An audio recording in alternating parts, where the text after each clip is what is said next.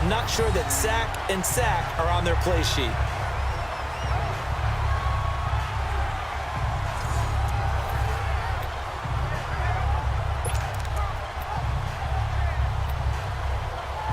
Wilson of the Seahawks looking for something big following the sack. It's 3rd and long here.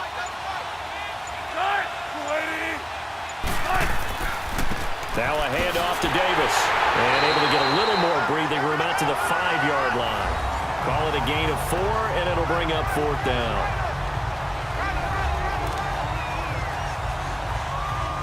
Now here's Michael Dixon as he's on to punt for Seattle. And he's able to get it out of there, and this is a pretty good kick.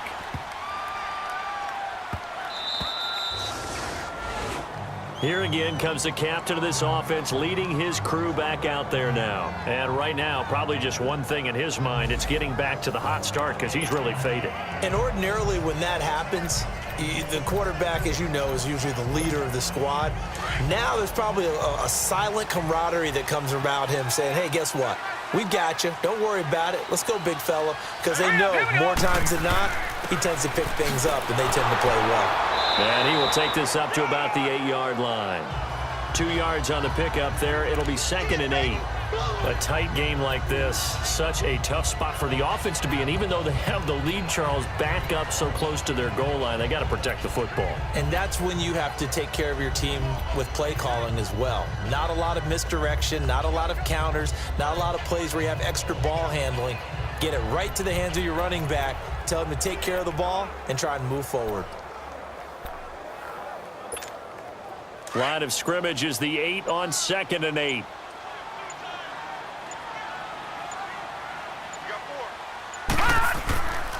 They stay on the ground. Again, it's Breida. And some room for him there as he'll take this up to about the 15. Give him 8 yards there. Still a few inches to go, though, as it'll be 3rd down at about the length of the football.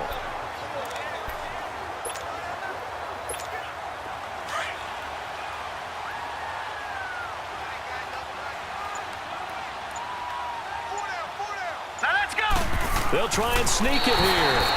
And they will touch him down, but not before he gets the first. He'll wind up getting 2 there as he does it himself and picks up the first. There may have been a little bit of an element of surprise there. 3rd and inches, and they go quarterback sneak. I still feel like this is a play that often is reserved for 4th down. So signs of life in what's been a dormant offense in this second half. Here's 1st and 10. All right, here we go. Now this time he'll look to throw. And his throw's going to be incomplete. It's always a battle. Who's going to win on 1st down, the offense or the defense? Let's face it, if you've got the ball, 4 yards or more on 1st down is what you're aiming for. They tried to throw for it there. Nice effort to knock that one away and bring up 2nd down. Back to throw Beathard. And a big loss here as he's taken down. The former 1st-rounder Barkevious Mingo. And they're going to face an uphill battle here on 3rd and long. This has been a tough one for this offensive line. It appears almost like they've been on roller skates this entire game, the way they've been pushed around. 6 sacks given up in this one. Facing the prospect of a punt from their own end zone, they need some cushion. Let's see what they can do on 3rd down. All right, here we go. And on the ground they go with a running back. And they'll hit him for a loss as he's back to his 2-yard line. He'll wind up losing a yard on the play, and that's going to make it 4th down. Doubling this guy has to be a priority before moving up to the next level because the big fella, he just ate that one alive, just stuffed it. In fact, before the game, he was talking to us, and he's like, hey, these pants make me look fat. And we said, nah, man, you're just a whole lot of guy. He is at well over 300 pounds. He's a big man. It's a 44-yard punt, just 3 on the return. And this offense will take over right at the midfield stripe with a 1st and 10.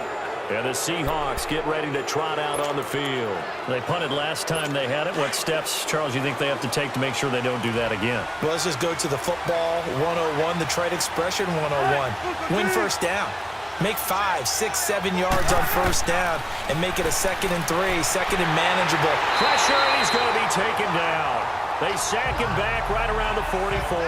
Eric Armstead in there to bring him down for a loss of 7. Brandon, I think you understand the type of afternoon this offensive line is having. It is a long one for them. Long for you to spend it with me. Long for them trying to block those guys. They've given up a whole lot of sacks, and the speed and quickness of that defensive line is eating them alive. Looking to throw on second down. Wilson. Incomplete, but a penalty flag is down in the backfield. Let's get the call. Holding offense.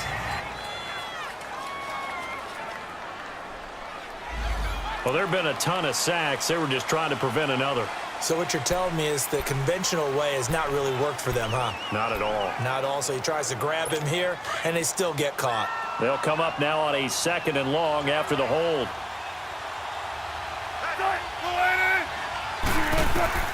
From the shotgun, Wilson. He's going to air this out for Baldwin. And both guys were there, but it falls incomplete.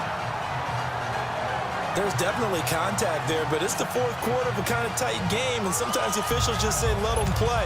Kind of like your mom used to, you and your brothers, just take the broom to you and send you out to the backyard and tell you to settle it yourselves.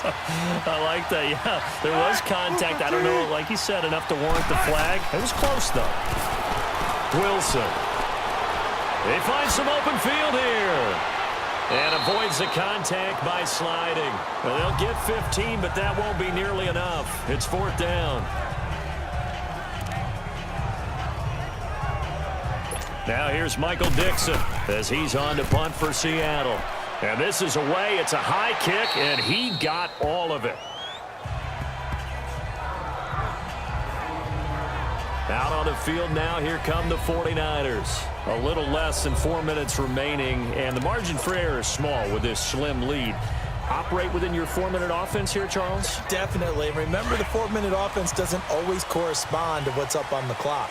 What they need to do is play a little bit of keep away right now. Run the clock down. Make sure their opponent doesn't get the ball back. Their dream scenario, get enough first downs and make them eat up their timeouts so the game ends when you're kneeling down with the football. 5 yards on the carry. Good pickup on first down.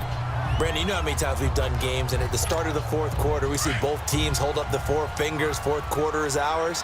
Well, how about this drive? You saw the four fingers for 4-minute offense, and this offensive line has really hunkered down and established themselves. Now, this is where they say, put the game on our shoulders, we'll lead the way, right? No doubt about it, and let me tell you, if you're a running back, all you want to do is get behind those big fellas, have a little vision, and find some space. And a solid way to do that on the first play of the drive there. And there we saw one of the downsides of blitzing during a rundown, because sometimes you get out of your gaps. You don't fit the run quite as well because you're headed towards the ball carrier with abandon. And they'll run it here. And he's going to lose yards. They take him down at the 26. That's going to go as a loss of a yard, and it'll be second down. And in this situation with the lead fourth quarter, they're liking keeping the ball on the ground, I'm sure. That's just smart football, but you know the defense has to know it as well. They've got to stop them here. So now we're going to see that loading the box in a big way. 6, 7, 8, 9, whatever it's going to take, puts a little bit more pressure on your big offensive line.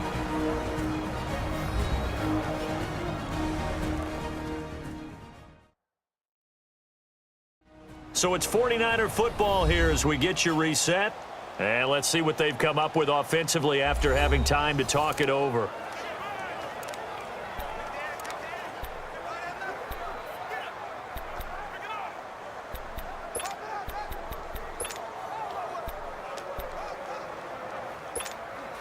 You'd have to think likely another running play coming here, 2nd and 11.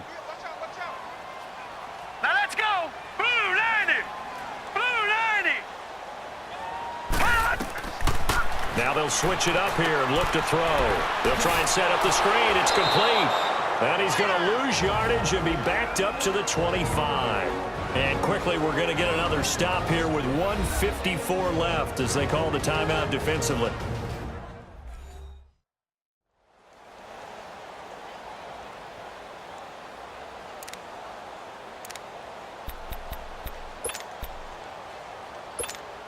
The last two plays each lose a yard. They'll try to move forward here on 3rd and 12. All right, here we go. He'll look to throw. And able to find Garcon. And now look at this. Big gain, but a fumble.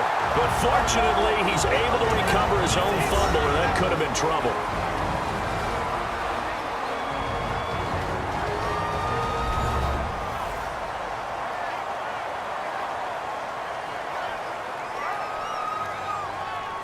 And now following that timeout, the defense back out onto the field.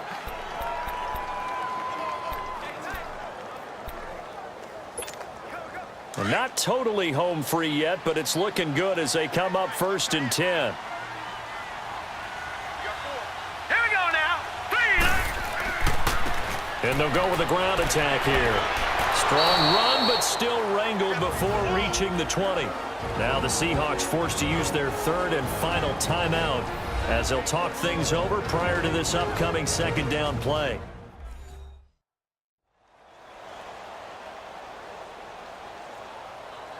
So a defensive timeout, chance to regather, regroup, and get set as we resume action.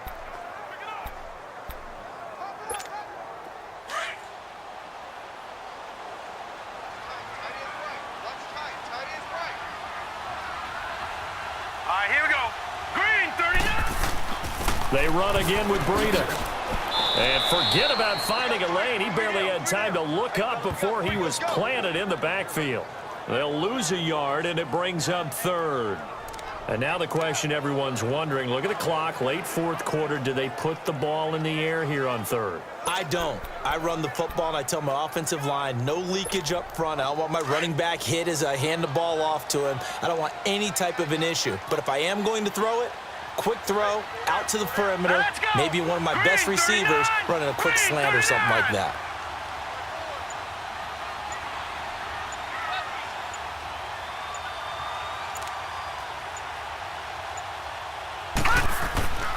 They run. This is Scarborough. No gain there on the play, and that's going to leave them with a 4th down. Off the corner. Where'd he come from? Well, I guess he came off the corner, but really nice play. I like when you're able to pose a question and answer it at the same time. That's exactly where he came from, but it's not something that you normally see. Most of the time, we're thinking about those guys covering pass catchers. In this case, he was a big factor in the run game. No gain.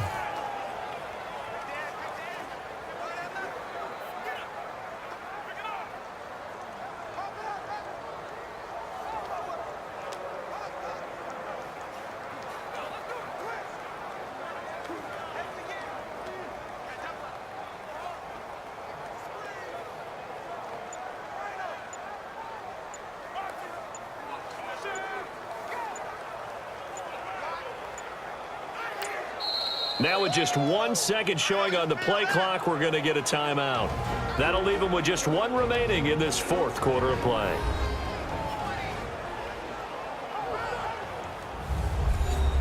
So we're back in the offense getting set following.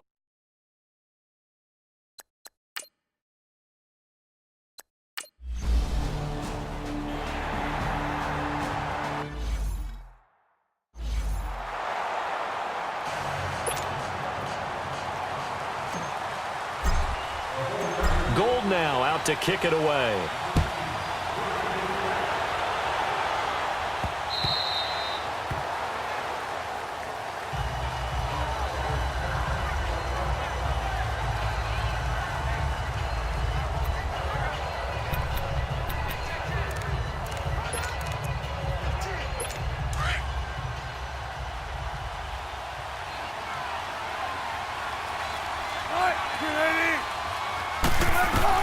Back to throw.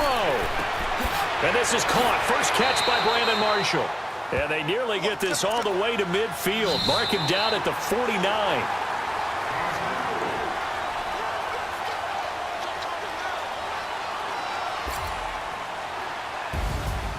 Well, going into the final play of this game, they knew that they needed some type of a miracle there at the very end, but they couldn't get it done. However, we were treated to really a spectacular affair. Even though they didn't finish it off, you're exactly right. They took us down to the last play. We're still, you were wondering, could it happen? Possibly, even though we both knew it was a long shot. So for San Francisco, their battle to finish 500 gets a slight lift as they move to 6-8 on the year. And they'll get to stay put for a few days as they'll host the Chicago Bears next week. Meanwhile, for the Seahawks,